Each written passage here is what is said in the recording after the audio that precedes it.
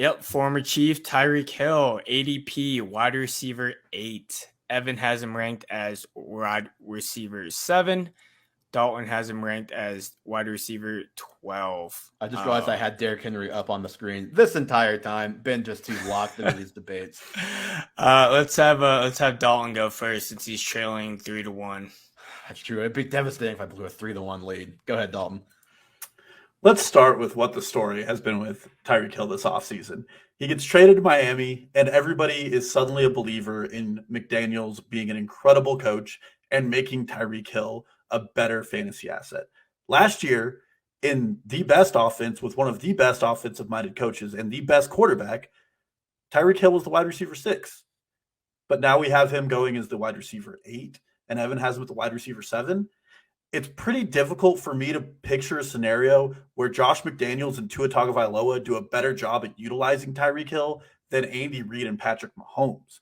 More importantly, Tyreek Hill set a career high in targets and still wasn't able to eclipse that line. Tua is the 6th most turnover-prone QB when throwing deep in the NFL, and we all know Tyreek Hill has a problem with not keeping the ball in his hands when it's thrown that way. Tua was also ranked 27th in the Athletics QB tier list, with a ton of people speculating that Tua is just not that guy. I don't like to invest in high-end fantasy assets with 2 players who are going on a top 20 in Jalen Waddle and Tyreek Hill, with a quarterback who some people are putting right next to Davis Mills in terms of skill. It's really hard for me to invest that. And then I don't think the volume is going to be there. As an offensive coordinator for the 49ers last year, Josh McDaniels called a pass play 51.61% of the time, 3rd lowest in the NFL. Now, Tyreek Hill is no slouch when it comes to talent, don't get me wrong.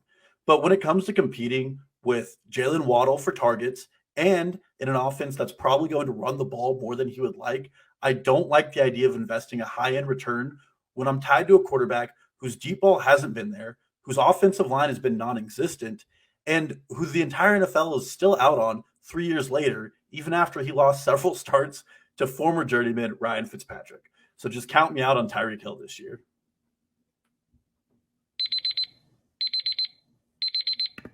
Okay. Let me get the time up here. Let me just say that Tua's deep ball, while I agree this chart may overinflate it a tad, the same chart that you tout Daniel Jones is a good deep ball thrower. Tua is over 75% accuracy with a 0.6 EPA per dropback. You could look at this chart and someone uninformed could say, oh, he's a better deep ball thrower than Patrick Mahomes because he's higher up on the chart than Mahomes. Not saying he is, but he's an okay deep ball thrower, especially in structure. He's like Kirk Cousins. You get him out of structure, it's done. It's gone. It's not going to happen for you. So the thing with Tyreek Hill and why I'm not worried about the volume so much, yeah, it's not going to be what it was in Kansas City, but it's a little disingenuous to act like that's what it's always been. We know he basically had to turn into the best possession receiver in football last year because of how teams were playing the Chiefs and how the Chiefs struggled to do anything down the field with how they were being played, quite frankly. The name of the game with McDaniels, a coordinator in San Francisco last year, was get the ball in my best player's hands at any means necessary, that being Deebo Samuel. Tyreek Hill's not Deebo Samuel from a power perspective, but can you scheme up a million different ways to get that guy the ball? And he is the best player on this offense. I love Waddle. But Tyreek Hill is just a great technician. He can win at every level. He's going to make Tua's life so much easier. I think he's as close to quarterback proof as it gets for a receiver because of how many different ways you can scheme him the football. Sure, his quarterback may limit his ultimate ceiling, but the floor to me is rock solid, and that ceiling limitation is priced in at that wide receiver 7 price range. If I believed they could use him as good as Mahomes and Reid have in years past, not just last year, he'd be wide receiver 2 or 3 and a no doubt or top 8 pick. But he's 7. He's got that priced in to his price in my mind. He's going to break off some deep plays too because the Dolphins aren't going to get played like the Chiefs.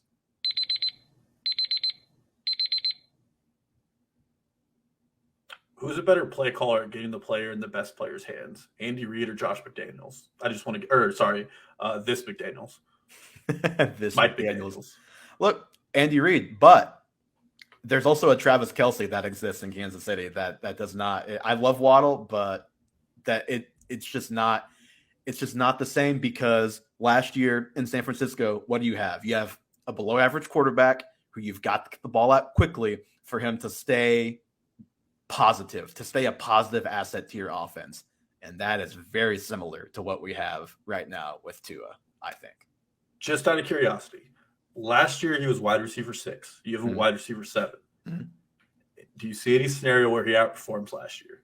Yeah, absolutely. I mean, he, as only being one spot lower, I'd have to say his ceiling is higher than that. It's just his ceiling to me. I don't think he's going to be top 3 overall. I don't see him above Jefferson. I don't see him above Chase. I don't see him above Cooper Kupp. But anybody outside of that range, or Stephon Diggs, I would say Diggs too.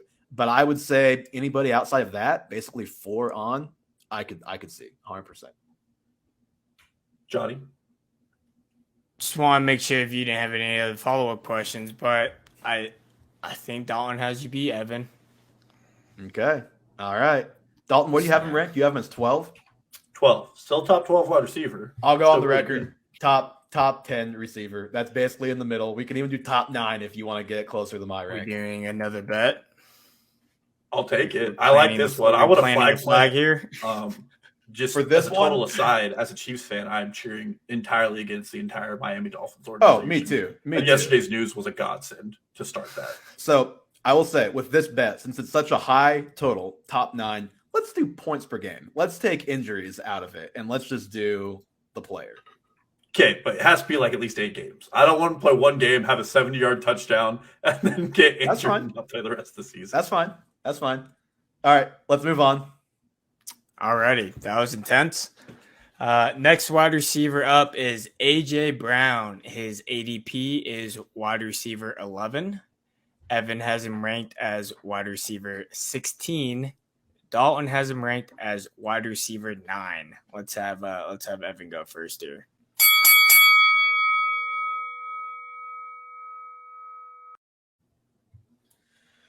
Okay. Where to start with A.J. Brown? I know this one's going to be contentious. So if you put this guy in a good situation, I would basically be at Dalton's rank. But he went from probably an average to slightly above average situation to below average, I would say, or average at best. And I think that matters. Per PFF, here's how the wide receiver 1 has fared in offenses with quote-unquote run-heavy quarterbacks, which run-heavy being defined as quarterbacks with 80-plus rushing attempts from a QB in a season. On average, the wide receiver 1, this is the last 10 years, has finished at wide receiver 27. Now, there are extreme exceptions both ways. You have guys that finish in the top 10. You have a lot of examples of guys in the 30s and 40s. But let's look at those guys in the top 10. You have DeAndre Hopkins multiple times in the top 5 in Houston. Deshaun Watson, who is a better passer than the quarterback that he's got right now, A.J. Brown. You have DK Metcalf with Russell Wilson. And then DeAndre Hopkins again with Kyler Murray, who still better passer than Jalen Hurts. The numbers bear that out. He's above league average. Hurts is in the mid to low 20s in most categories. And then Stephon Diggs twice with Josh Allen. Again, better passer.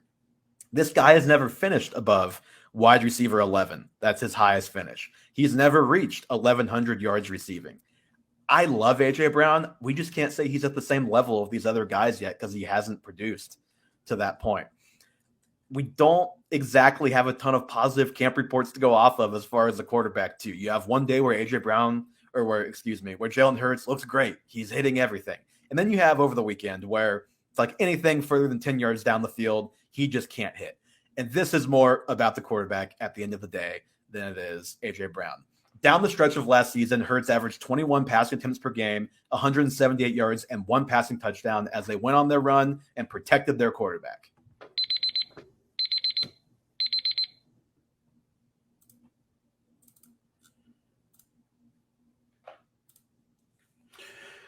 I agree with Evan that a lot of this does come down to the quarterback.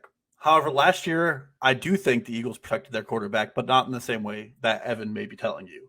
Last year, the Eagles were just one of 9 offenses to post a catch rate of 75% or worse on 20-plus yard passes that were deemed catchable by PFF. Jalen Hurts had to deal with the highest percentage of dropbacks where not a single pass catcher was considered open by PFF. Jalen Hurts was playing in an offense where Devonta Smith was learning the NFL, and then he was stuck with Jalen Reagor and a cadre of bad wide receivers. The Eagles, after weeks 1 through 6, became one of the most run-heavy offenses in the NFL. But before that, weeks 1 through 6, they were one of the most pass-happy. I do think the Eagles returned to a more pass-friendly offense. I know that Evan points out that A.J. Brown's never had stellar seasons. Well, that's because A.J. Brown's been hurt for 2 straight seasons. But when you look at his underlying metrics, he's one of the best wide receivers in the NFL. He's number 3 among 108 wide receivers with triple-digit targets since 28 in PFF grade. His yards per route run is 2.61, which is number 4. His yards per reception is 16.2, 8th in the NFL. His yards after the catch is 6. He's number 6 in the NFL. And he's 3rd highest in the NFL in success rate per first man. Our boy Matt Harmon over at Reception Perception thinks that this is one of the best pairings in the NFL for a wide receiver duo because A.J. Brown can run the X roll while Devonta Smith works the flanker. This is a dream scenario for a quarterback. And unlike Tua Tagovailoa, who we talked about earlier, Jalen Hurts was voted 20th out of participating quarterbacks by The Athletic by several coaches. I know that Evan pointed out that run-heavy offenses don't always produce high-end wide receivers, but I don't think this is going to be a run-heavy offense again this year now that they went out and they traded for a player who needs the ball and demands the ball in his hands. So draft A.J. Brown, win your league. Look, at the end of the day, if Hurts performs like he did last year, which, yeah, the weapons weren't great, but you can elevate your weapons as a quarterback. That's allowed. He was 26th in true passer rating, 31st in true completion percentage, and 29th in accuracy rating. And if he does that again this year, what's to say that they don't go back to a run-heavy offense? And real quick, if you have concerns about Deebo Samuel as a yak guy, I mean, kind of what A.J. Brown's going to have to be with a quarterback who's not very accurate. I think the bigger issue on this offense last year wasn't inaccuracy from their quarterback. It was inability to get open. It's hard to be accurate when your player's covered by a defensive back. Well, he was also very inaccurate like 3 days ago in practice. But I digress. We know how I feel about Jalen Hurts. We know how Dalton feels about Jalen Hurts. I just think it's going to take a super efficient season and a very clean bill of health for this guy to be a top 12 receiver. History is not not a curiosity. Do you think like the run percentages between Tennessee with Derrick Henry and last year's Philadelphia Eagles are really that drastically different? No, but I think Ryan Tannehill's a better passer than Jalen Hurts. Those numbers. I cannot believe the words Ryan Tannehill and better came out of Evan Riggs' better mouth. passer. You pumped up Jalen Hurts as being the 20th best quarterback in the league. Like I'm supposed to be impressed with that. Well, I mean, he's 7 spots better than Tua Tagovailoa, and we're getting Tyreek Hill at wide receiver 6 when I think A.J. Brown, if he was in a Chiefs offense, everybody would suddenly have him on the same level as Tyreek Hill. The difference is Tyreek Hill has actually done that before. Also with Alex Smith, not just Patrick Mahomes. All right, and that was spicy enough here. To even make things even more spicier, I am going to award Dalton with this victory. Wow. Because I believe that Jalen Hurts and A.J. Brown are going to have a similar connection, not as well as the Stafford and Cup, but I just feel Stafford and Cup were kind of buddy-buddy, produced well. I think Jalen Hurts and A.J. Brown might do the same this year. I didn't even get the best friend narrative. I forgot. Man, Johnny, I feel like you're going to regret this one. I want on the record. You know what? This whole episode's on the record. It's being all recorded. No. This is recorded. No. I want on the board bet record. Okay. Let's do a Tyreek Hill versus A.J. Brown straight up. Okay. All right. I do have A.J. Brown at 9 and Tyreek Hill at 12, so that does make sense.